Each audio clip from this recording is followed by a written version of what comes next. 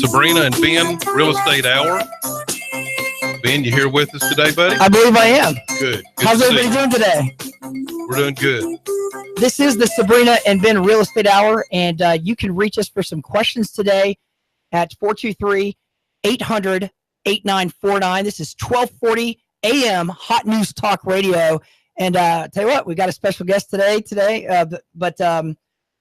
What's going on with Sabrina today? Well, Sabrina's actually down at the county commission. She'll be in meetings all day today.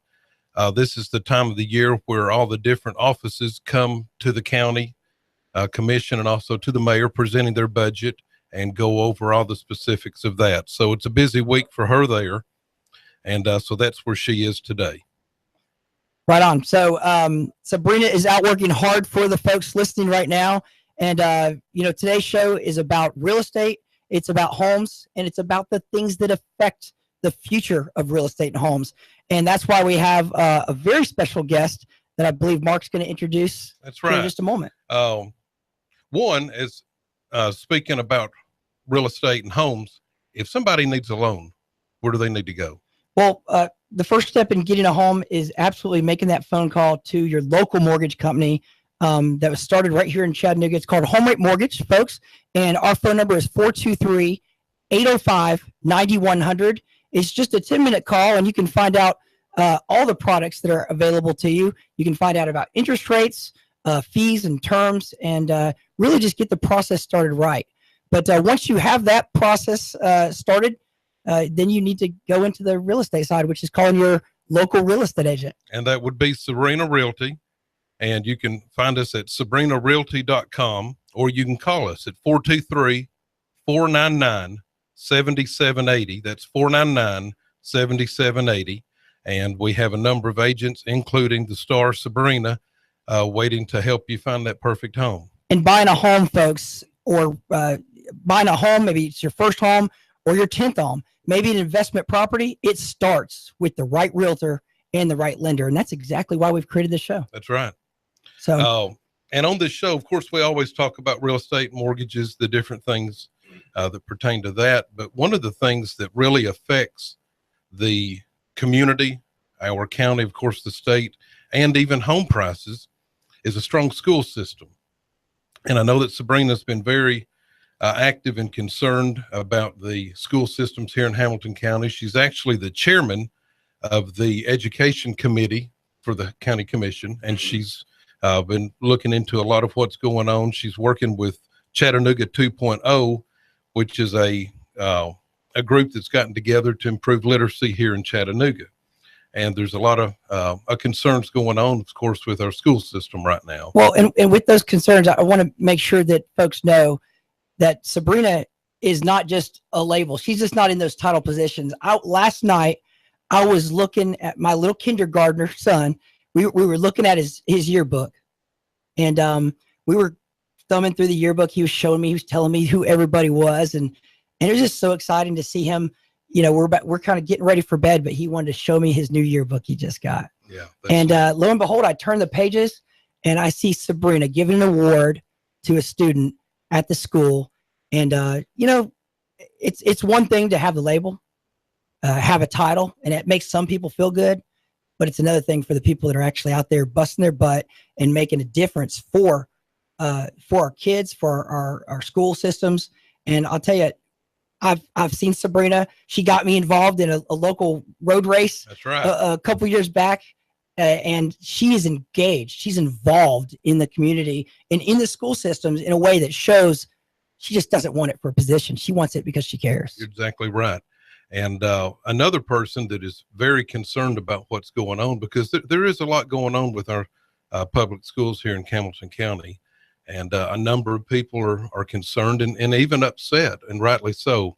But one man that's concerned and actually going to do something about it is our next guest. We've got today with us Joe Wingate, and he's candidate running for school board in District 7. And that's part of East Brainerd, Collegedale, Ooltewah, and all of Appleton. So Joe, come on in and tell everybody about you and we'll ask some questions. Yeah, thank you guys for having me today. It's good to be here. I am running for school board in District 7. That is East Brainerd, Collegedale, and Appleton. I have lived in that area most of my life, native Chattanoogan, and I'm an educator, have done that now for 18 years, teaching and coaching. And, I know that a lot has happened with our school system here in the last few months, and that's brought a lot of attention to what's going on there.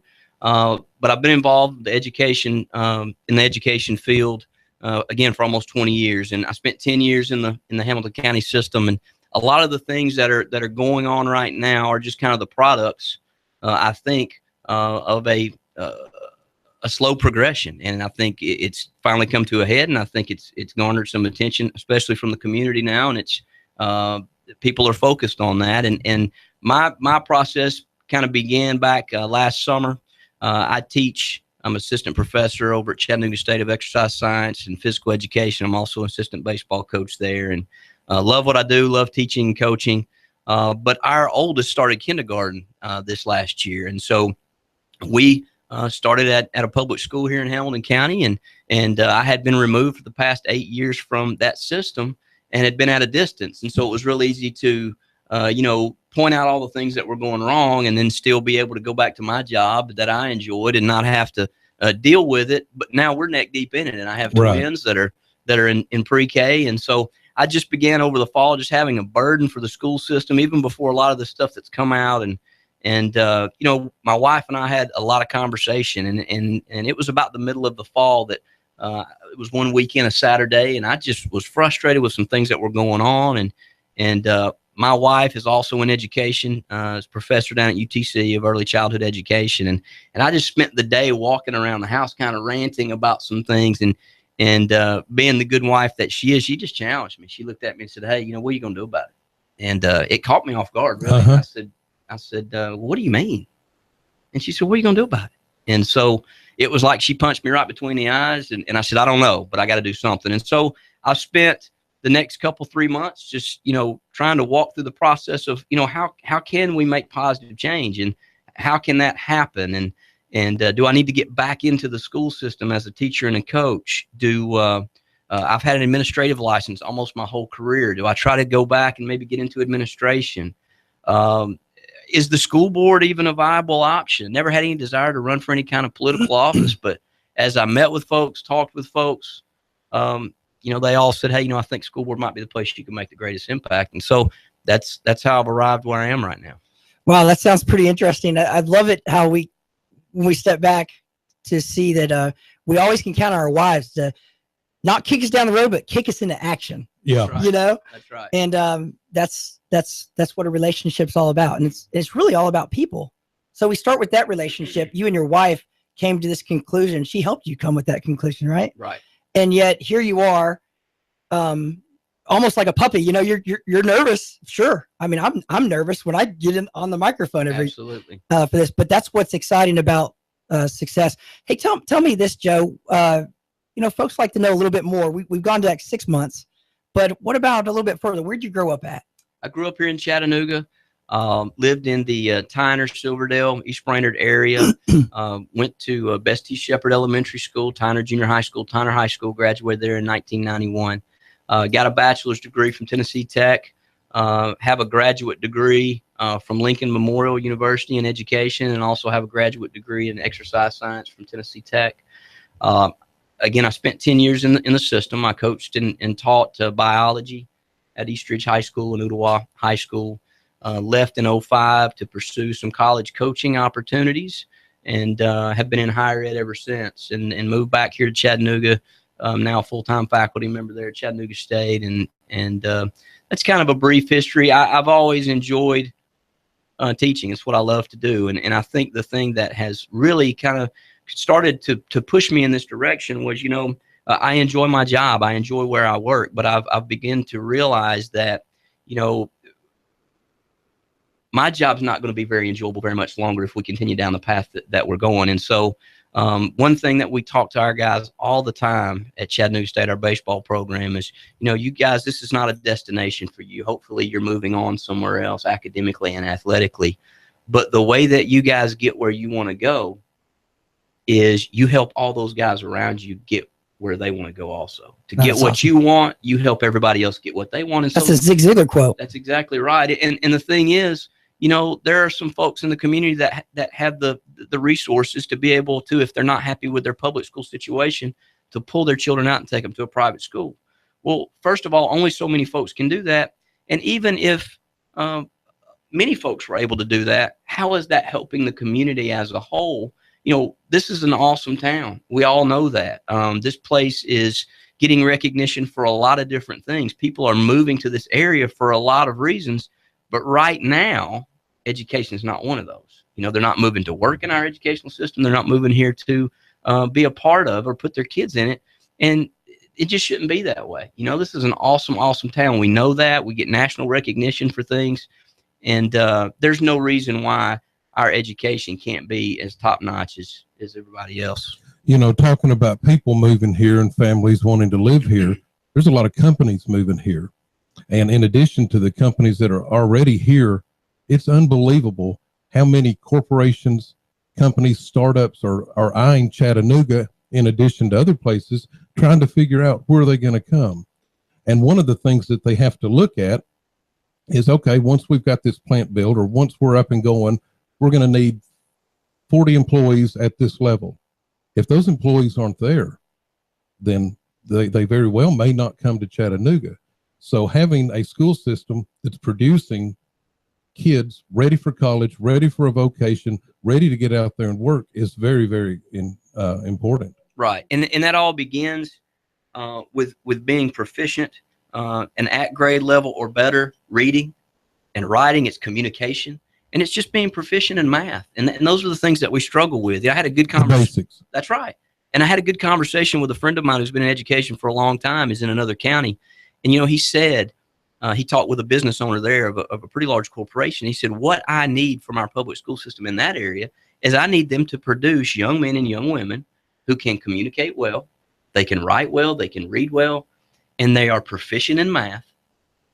You give me that individual, I can train them to do whatever I need them to do. That's right. And some of the best people, some of the best leaders, just like Abraham Lincoln, for example, he was a great leader, and he got to his position from working hard on his own, and he lived in a cabin. So, I mean, we have to develop this proficient way of teaching our kids. We've got a lot of tools at our disposal. But, you know, I got a question for you related to that. In relationship to making our kids smarter in reading, in writing, and math, what is a school board member, District 7, Joe Wingate, as board member, what exactly do you do? Because I can't say that I know exactly what the school board does, but for the average person out there listening, they really want to understand the role. Right. What would you do in that role? Well, that role is going to be all about, to me, accountability. You know, I think we've lost sight of here in the recent years. You know, the school board should be the community's representation to hold the school system accountable, hold leadership accountable, hold central office personnel. Hey, hold the superintendent accountable. And I think we've lost sight of that. It's almost gotten to a situation where there's this brother-in-law effect, you know, of, hey, we won't make things too rough for you. You don't make things too rough for us. And the reality is they are in that position representing those parts of the county and their constituents to hold the superintendent and his administration accountable for not just finances, but personnel decisions, you know, all of those curriculum decisions that take place. And I think I feel that's part of my frustration, is that we've lost that part of it. We've lost the accountability factor. Who's holding who accountable?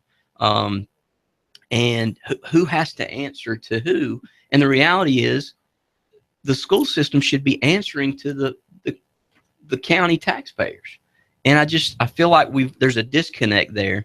And it's a leadership issue. It's an accountability issue. And I really feel like school board members need to be interjecting themselves. And there are some that have. I'm not here to bash the school board as a whole, but there needs to be more of a consensus. So basically what you're saying is you're not just, the school board member is not just to hold the leadership or the superintendent accountable, but it's who you hold them accountable to.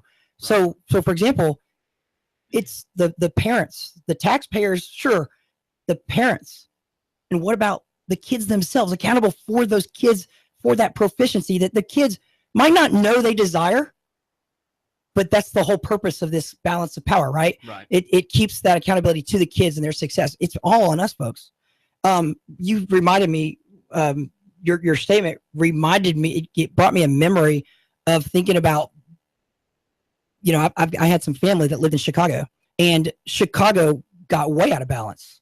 And the power is that brother sister thing going on, and people pay property taxes of like $10,000 a year for a regular home.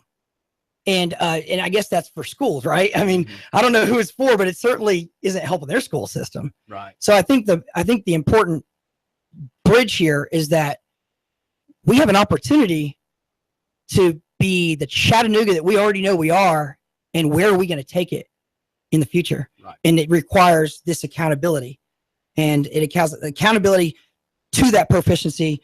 And I'm thankful that you've come to the show. What other things would you like to tell the community out there why they should vote for you? Well, I think first of all, I would like the community to know that there are some people who are willing to interject themselves into a problem. And that's one of the things that I was convicted of in the last few months was, you know, it's real easy to stand to the side and on the sidelines and point out the problems. And complain. That's right. Yep. And it's a much different scenario to go, you know what? I'm willing to interject myself into that, because things are not going to change until you decide to do that. And that was kind of a clarion call for me this fall. I feel like I have done that many times throughout my professional life, but this is an arena that I've not ever been involved with as far as running for an elected office. And I would probably not have any desire. I had someone ask me recently, you know, hey, this is your, you know, first foray into politics. I said, I hope it's my last. No kidding. My desire is to be involved again in the change that we all want, to be a part of that. And you know what? I want to go back to doing what I do, which is teaching. That's what I love to do. But I want all of us to have a school system that we're proud of. I want to have a school system that people want to come to work in and be a part of. And we have some great teachers, but we need more of them. And we all know that. So I like to hear that. It sounds like you've got a servant's heart. And unfortunately, so many times the smaller, not insignificant, but the smaller start out positions in a public office, for example, school board, it's merely a stepping stone. It gets them in there. They actually ran in their district. They had a bunch of signs out for 6 months, shook a lot of hands, got elected. Got some name recognition. And then you start looking, where do I go to next? And many times it's county commission or other offices, and it's just a bounce. I'm going here, and they're not even doing a very good job a lot of times, unfortunately, because they're so focused on the next step.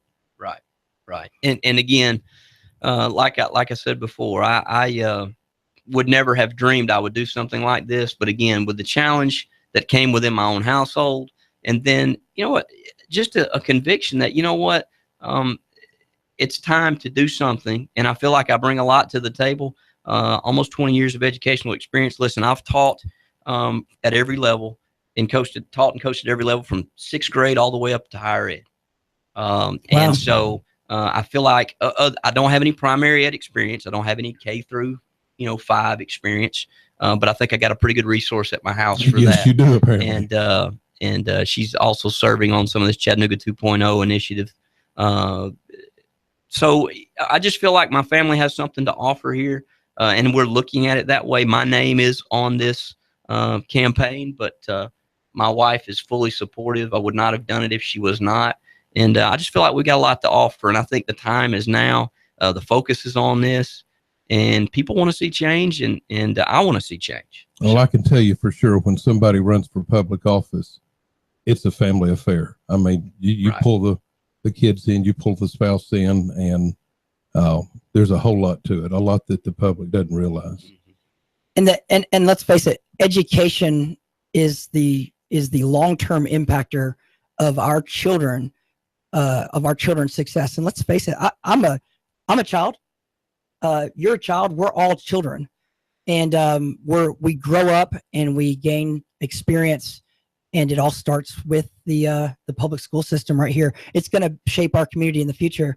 So, I didn't know you prior to today, Joe, but it's definitely been a pleasure getting to know you. I see a man with a humble heart. I see a guy that wants to do something mainly for his, this is his hometown. You're a local guy. You've got children in the school system, so you definitely have some skin in the game there. Right. Yes. And your experience, your coaching, you're educating. When I meet teachers and coaches, I don't always see that humble heart tied in, but I definitely see some real passion that I really don't see often. So I really am excited about that. I hope you run a great race. I know it's not always going to be easy. There's going to be some things said here or there, but that's what competition is all about. That's right. And so, and you're a coach, so you've had a winning record in the past. There's no doubt we need accountability in the school systems, and there's no doubt that we couldn't be better than to have someone that has skin in the game. So we just thank you for coming on, and wish you well, and wish your wife well through the campaign. Yes. Thank you guys for having me. This was good. If someone needs to, reach out, I know we got a minute left here, but if someone wants to reach out and help your campaign, I know that there's things set up for that type of thing, and I know the timing has to be right as well. Right. But if they want to get involved in your journey and make an impact on your campaign, right, how would they do that? They could go to the website electjoewingate.com, or go to Facebook, and once you get on Facebook, just search for Elect Joe Wingate, and that will take them to our Facebook page, and they can reach out to us in that way. Awesome. electjoewingate.com, is that right? Okay, and Wingate spelled Wingate. Correct. Just as everyone would think. District 7 School Board, Joe Wingate here, folks, and we really appreciate having him today. And hey, we need proficiency in our education. It'll impact our home values later. That's right. So, I think Joe's going to be a big win for District 7 and for Hamilton County. Thank you guys for having me. This was great. Thanks so much for coming. Hey, folks, the second half of the hour is coming on soon, but we're going to take a short break because we got to pay the bills. And if you have a question, maybe even about Joe, we would love to hear from you. You know the number. It's 423-800-8949. This is Hot News Talk Radio, 1240 a.m. And keep in mind, we can't be successful without you, the listener. So we're counting on you to tell your dentist, tell your attorney, tell all the folks that have that music and have that background noise going on. Put it on 1240 a.m. Hot News Talk Radio. A lot of great things are going on locally, and that's what this community is all about. If you want to reach Sabrina for a home, you know how to reach her. It's 423-499-7780. It all starts with the right realtor. So make the call today. Thanks so much. We'll see you on the second side.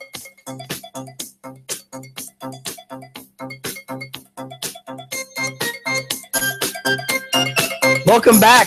We had a quick break and we are back in action. Welcome to the second half of the Sabrina and Ben Real Estate Hour. And the first half hour was pretty fantastic, wasn't it? Yeah, it really was. Joe's a good guy.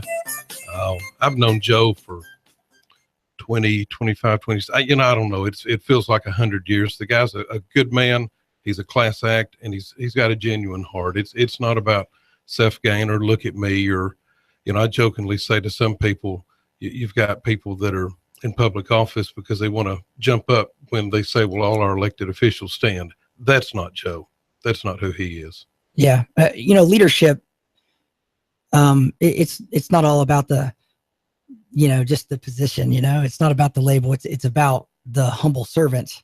And I didn't know Joe before today. So that was really, it was exciting for me to get to see someone about to embark on a tough journey, right? I mean, there's nothing easy about running for office. And the work begins when you win.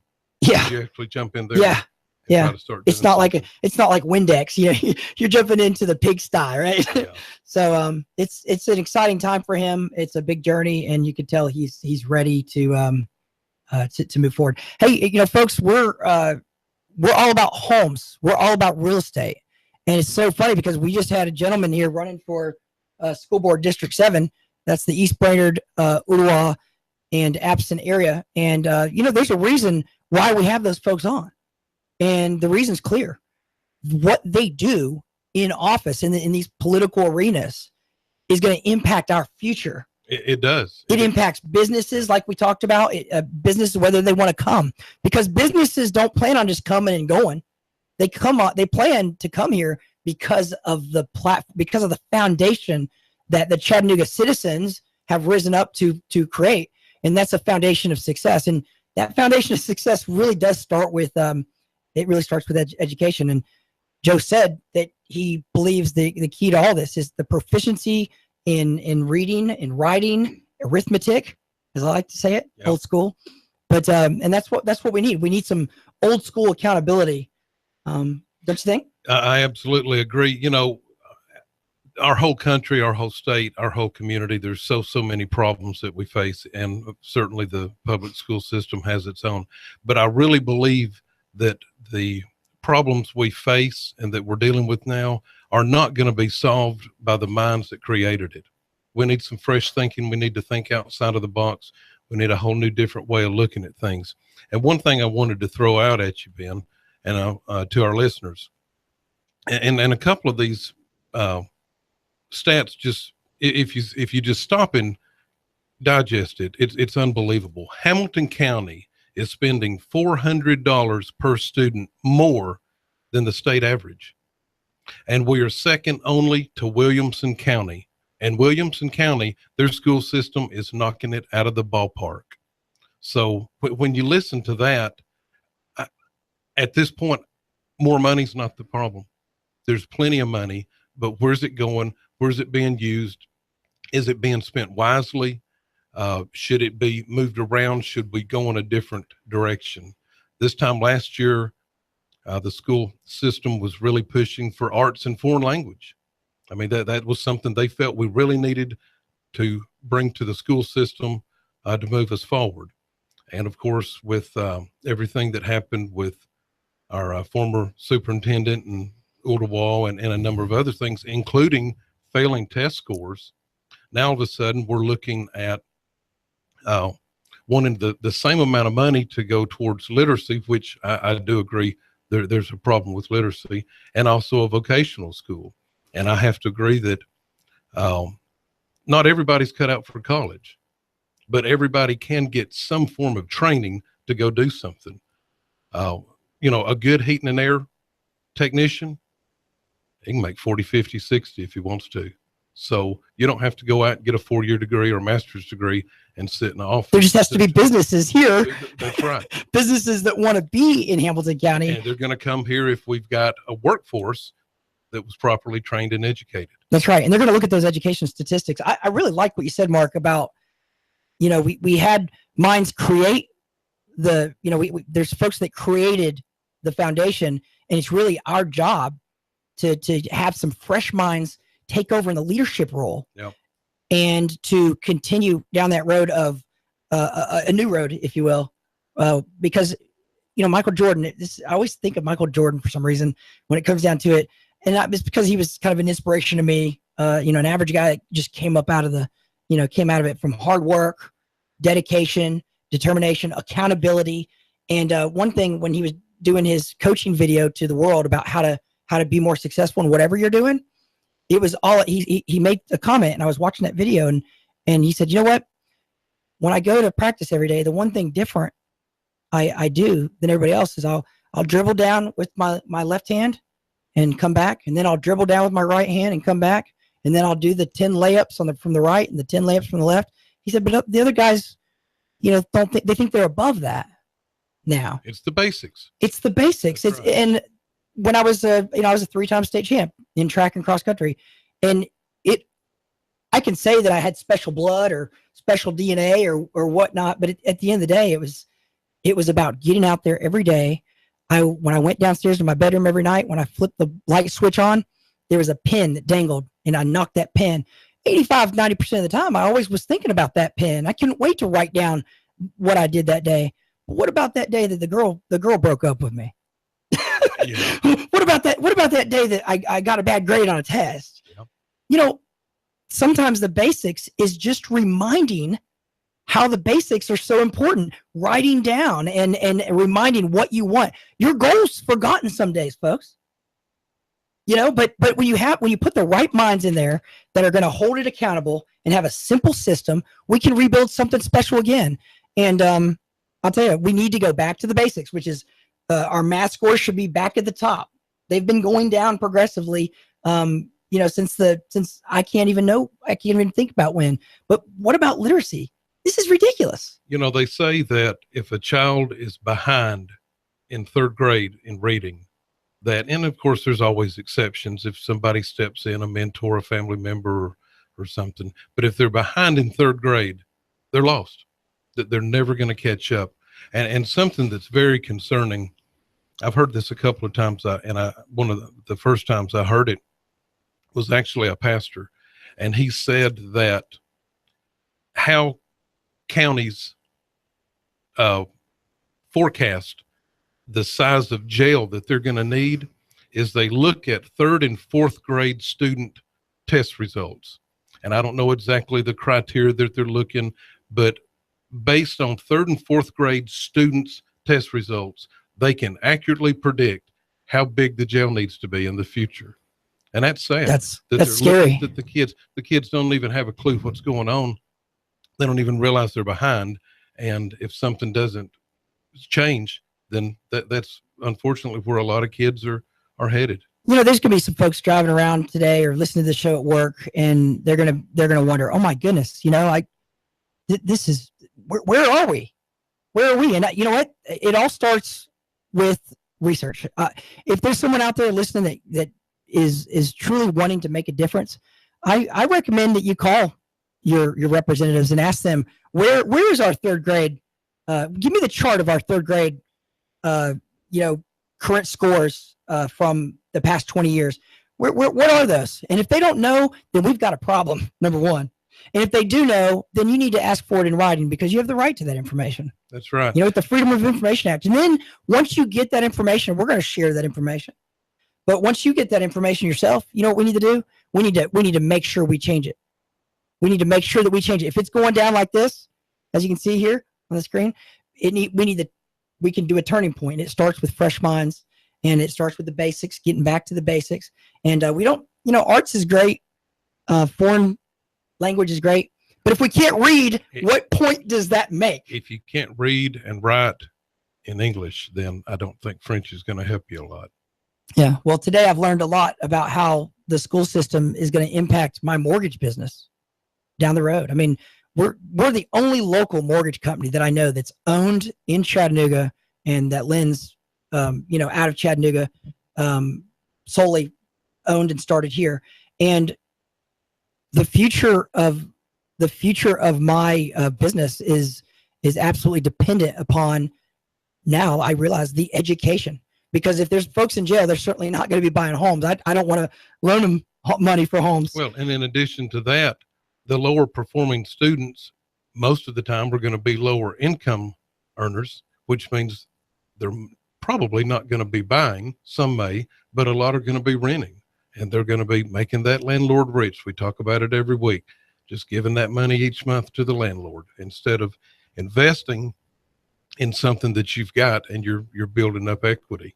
Right. Well, they say the middle class is shrinking. So, if we believe that to be true, and there's no doubt about it, the middle class is shrinking, the poor becoming more. It's time to get educated, because there's a direct correlation between education and your future success, financially, stability, homeownership, all the above. So it starts with education, and we're definitely, it's so exciting to be able to have somebody on that's running for office, because people get the opportunity to really see what they're all about. Yeah. To try to influence something on the national level would be a daunting task, but you can affect things positively locally. And I think that's what Joe's going to be doing once he's elected. And, for anybody listening, watching the show at a later time, if what we're saying and talking about really does touch you, There are so many different groups that are trying to do something. I know there's a number of different churches that have reading programs. They've got after hour things set up. You know, parents are still working. They can work with the kids. A number of different civic organizations do stuff. Even here locally, the Chattanooga Tea Party, which is, you know,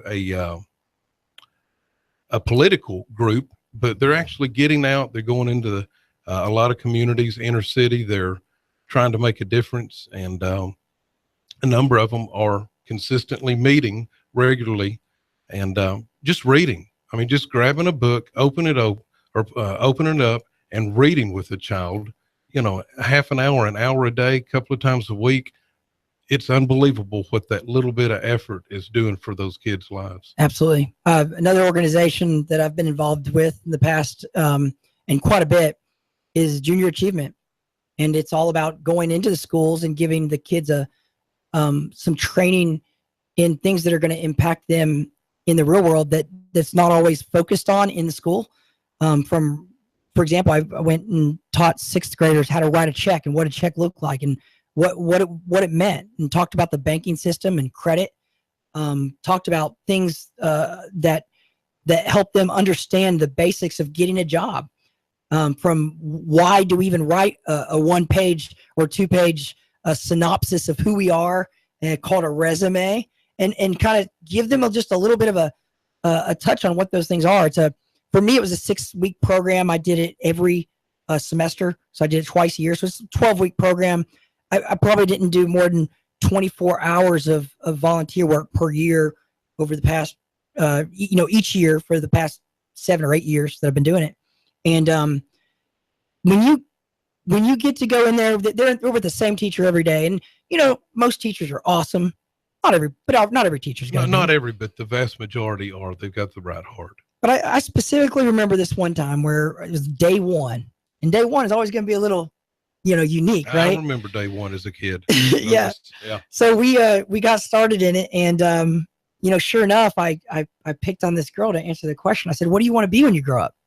And I was just trying to inspire a little bit about just trying to get them to think and get that creative side, so we could get it to the logical side. Start dreaming, imagining. Yeah, that's right. And she answered me in front of the whole class, and she said, "I don't want to be anything." And I remember, I might as well say I saw my heart laying on the floor, getting pounded by a hammer that really wasn't there. It crushed me. Yeah. Because I felt so nervous for her. How does that affect her socially by saying that? But the neat thing is that we sometimes, you're sitting on the other side of this mic. I'm talking into it right now, and you're listening. But I want to tell you how much that impacted me. I put a lot more work into that study material for the next 6 weeks. At the end of that 6 weeks, folks, I noticed that she was really engaged and very thoughtful and raising her hand herself. And I was walking out on the last day and was satisfied. I felt like I'd done my duty, but I had worked much harder that time. And it all started from my heart getting crushed. Yeah. And the teacher of this class said, "Hey, I've got something for you." And he handed me a letter. And when I opened it up, the tears came streaming out. Yeah. I absolutely lost it. If you want to have purpose in this life, any purpose at all, it's really about helping a kid, because they're not all going to thank you. But when that one special kid shows that they're going the wrong way, shows that they have the wrong attitude, and then you realize, you get this moment of the sun coming out in your deepest, darkest, coldest hour, and that sun just lightens up your day with thanks and just humility. And I can't tell you how much that impacted me in my life, just from a child writing me a letter saying, you've changed my path. Yeah. So, it's unbelievable when I grew up in the 70s and into the 80s in middle school and high school, things were so different than they are now. And I really grew up with a lot of people kind of refer it to the leave it to beaver. I mean, it was awesome. And there wasn't anything going on at home. It was just great. And kids today, there's no telling. I mean, a lot of kids are probably looking forward to go to school to get out of the house, to get away from whatever it is that's going on at home. And so when somebody steps into their life, even if it's just for an hour or so, it can make such a big difference. Yeah, it really can. And, you know, in the 70s, you could buy a home for $13,000. That's right. But I also think in the 70s, the interest rates were in the teens. That's and right. People were still thrilled to be able to buy a home. And what a great pivot point, because you're absolutely right. To say that the 70s were better. They were different, but better in some ways. It's different. So, you know, we're not, and hey, we're not always going to agree, but what I want to know is that when I teach my folks at my office, I say, hey, the first thing, if you want to sell this deal, this mortgage loan, if you want to help this client get to the closing table on time, if you want to be of success, if you want to reach that important goal, the very first thing at the top, and it remains constant, is your attitude. And, you know, I always have to remind myself of that, because sometimes it's easy for all of us to think that yesterday was better. And frankly, I think our best days are ahead, but I say that because we've got to make a difference. That's right. Because we can make a difference. And that's what it's all about. Hey, folks, this is the Sabrina and Ben Real Estate Hour. We're without Sabrina today. She's down at the county commission going over a number of different budget items being brought up from the different offices. And so we miss her, but we're trucking right along, and we've had a really good show. Again, I want to plug Joe Wingate, running for District 7 School Board. And I look for Joe to win. I also look for him to actually get in there, represent the people, and start getting some positive change going. That's awesome. And I got to learn what the school board member actually does as a leader. They hold the superintendent. They hold the they hold the various pieces of leadership in that organization accountable to the taxpayer, to the parents, to the students. They have to hold the organization accountable so that we can continue to our journey of our proficiency in math, reading, and writing. We want that to continue to climb. Well, it's got to start climbing, because unfortunately right now it's had a trend of going down. And so we've got to stop that. And then we've got to start heading that upward and improving it. And not just improving it for this school or that or this area, but for the entire county. You know, a kid living in Saudi Daisy, Appleton, or downtown, they all need the same opportunities. And so I look for Joe to jump in there and have at it and start getting some things done. Yeah, and it's so funny because you get, you know, I'm on the radio teaching folks about homes and mortgages and then all the things that relate. And so we learn more about the school board and how it operates. And I'm sort of a new parent. But one of the things I learned 5 years ago was about what a county, what a commissioner does. You know, for example, Sabrina. Goodness, it's unbelievable. You know, I learned very quickly that that position, we won't talk about her first, but that position makes a difference in our future economic development. It makes a difference on the infrastructure getting done. And, you know, that's a big part of our daily lives and what impacts our attitude, right? Yeah, it's 9 people for the most part helping to direct the direction of this county. Right. And the money that relates to the appropriations to where that money goes. And let's face it, we've got education is on the forefront of that. And now we're getting to see it firsthand. With this education budget, I believe, is right around 2/3 of the entire Hamilton County budget. Wow. So, you know, you've got the different courts, you've got the sheriff's department, the jails, and a number of other things that we fund. But the school board, the school system, public schools, 2/3 of the budget. And then when you get that fact that Mark just that you just let everyone know about, that Hamilton County is spending $400 more per student than except for Williamsburg. Yeah, than the state average, right. Yep. But And you know, it baffles me. It baffles me because everyone wants to throw money on something, you know. Oh, that's the excuse, you know, let's just put money on it. But you know, I was watching Golden State last night, beat up on Oklahoma City. Okay. And, you know, it goes right into it. They were passing the ball with this sort of like magnetic ease. It was magnetic because it went right to the guy's hands at the right spot. It just looked so fluid. Yep. It looked effortless. And yet, you know, that takes a lot of work. And they gobbled it up. And of course, that Steph Curry, he was shooting from his hips and draining threes like it was nobody's business. Yeah. All that takes a team. You can't be successful without a team. So it took all 5 guys to be successful. That's right. One guy by himself couldn't win. So we have to have the right school board member. We have to have the right commissioner. We have to have the right mayors. You got to have the right teachers. We have to have the right teachers. And I think we've got a lot of the right teachers. We do. I just think that it needs a fresh set of eyes looking at it, looking at what's really happening, and trying to figure out, okay, where do we want to go and how are we going to get there? You know, I love local, and Mark and I are both local boys, trying to make a difference for the community. And we love our local folks, and even folks that have been transplanted here. We really appreciate you listening. This is the Sabrina and Ben Real Estate Show. Mark, how do you get a hold of Sabrina today if you want to buy a home? Well, call us at the office at 423-499-7780. That number's 499-7780. You can find us at sabrinarealty.com. And once they find the perfect house, they'll need to finance it. And that's you, Ben.